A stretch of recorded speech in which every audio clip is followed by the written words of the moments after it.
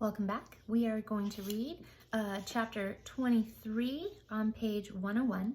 We're going to have a flashback again. So we had a flashback in the beginning to explain in Stanley's family what caused his family to be cursed. So we had flashback to his great-great-grandfather in Latvia, Elia, to understand, oh, he didn't carry Madame Zeroni up the mountain, hands of curse. Well, another place that's cursed is Camp Green Lake. Why do they have no lake anymore when it used to be the largest lake in Texas? So we're going to be having some flashbacks in the upcoming chapters, and the first one's right now. Page 101. 110 years ago, Green Lake was the largest lake in Texas. It was full of clear, cool water, and it sparkled like a giant emerald in the sun. It was especially beautiful in the spring when the peach trees, which lined the shore, bloomed with pink and rose-colored blossoms. There was always a town picnic on the 4th of July. They'd play games, dance, sing, and swim in the lake to keep cool. Prizes were awarded for the best peach pie and peach jam. A special prize was given every year to Miss Catherine Barlow for her fabulous spiced peaches. No one else even tried to make spiced peaches because they knew none could be as delicious as hers.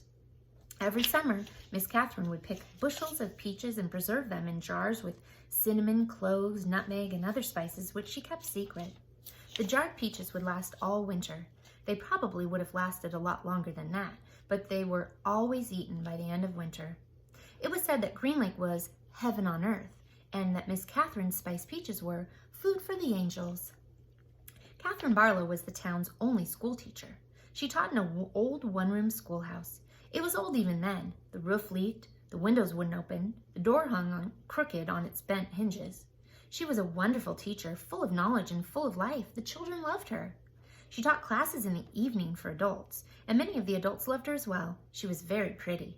Her classes were often full of young men who were a lot more interested in the teacher than they were in getting an education. But all they ever got was an education. One such young man was Trout Walker. His real name was Charles Walker, but everyone called him Trout because his 2 feet smelled like a couple of dead fish. This wasn't entirely Trout's fault.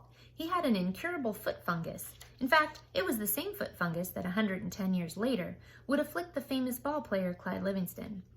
But at least Clyde Livingston showered every day. "I take a bath every Sunday morning," Trout would brag, "whether I need to or not." Most everyone in the town of Green Lake expected Miss Catherine to marry Trout Walker. He was the son of the richest man in the county. His family owned most of the peach trees and all the land on the east side of the lake. Trout often showed up at night school, but never paid attention. He talked in class and was disrespectful of the students around him. He was loud and stupid. A lot of men in town were not educated. That didn't bother Miss Catherine.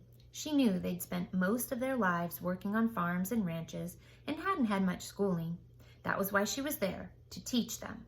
But Trout didn't want to learn. He seemed to be proud of his stupidity. "How'd you like to take a ride on my new boat this Saturday?" he asked her one evening after class. "No, thank you," said Miss Catherine. "We've got a brand new boat," he said. "You don't even have to row it." "Yes, I know," said Miss Catherine. Everyone in town had seen and heard the Walker's new boat. It made a horrible loud noise and spewed ugly black smoke over the beautiful lake. Trout had always gotten everything he ever wanted. He found it hard to believe that Miss Catherine had turned him down. He pointed his finger at her and said, "No one ever says no to Charles Walker." "I believe I just did," said Miss Catherine Barlow. Oh, she's got a little sass, right? All right, so that's our little flashback. It's just a brief flashback. There will be more coming. So that flashback stops. We're going to be back in normal Camp Green Lake that we know in today's world.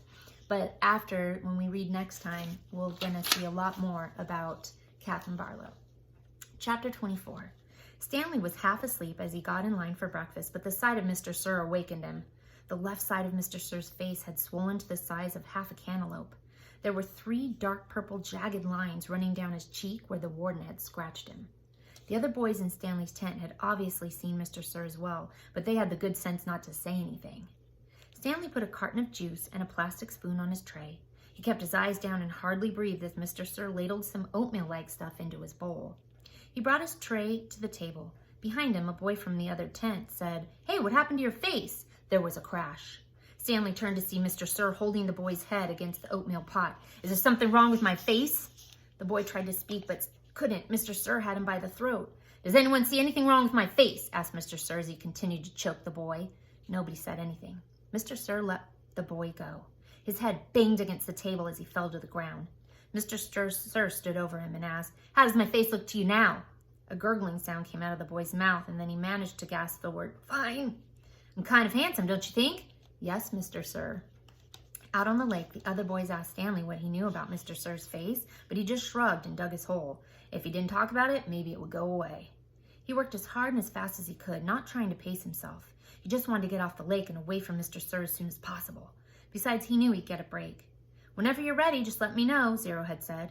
The first time the water truck came, it was driven by Mr. Pendanski. The second time, Mr. Sir was driving.